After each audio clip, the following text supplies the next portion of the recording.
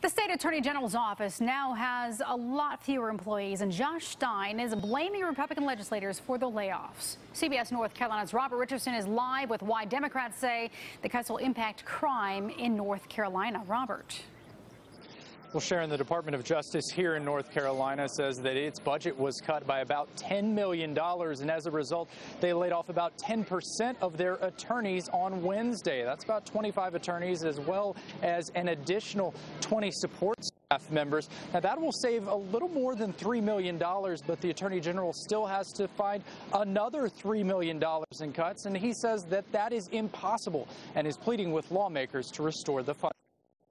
$10 million. Attorney General Josh Stein says he's cut his office staff to the bone. I simply cannot make any more cuts to the Department of Justice without undue risk to public safety. Stein says he lost essential staff attorneys, including lawyers who combat criminal appeals of convicted child sex offenders, pursue payments from parents who owe child support, and defend the state from claims of negligence. The work that we do is protecting taxpayers. It's about keeping prisoners behind bars, and it's about prosecuting criminals of serious crime.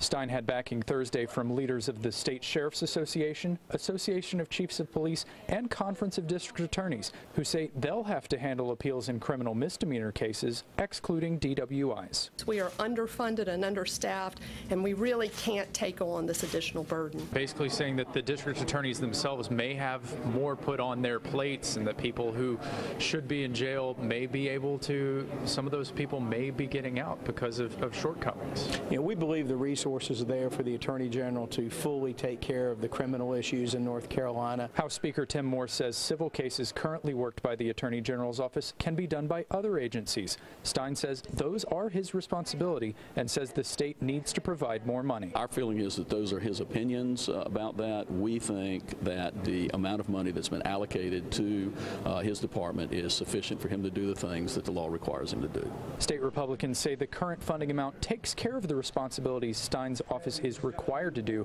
and Speaker Moore says there may be legislation later to further define those duties.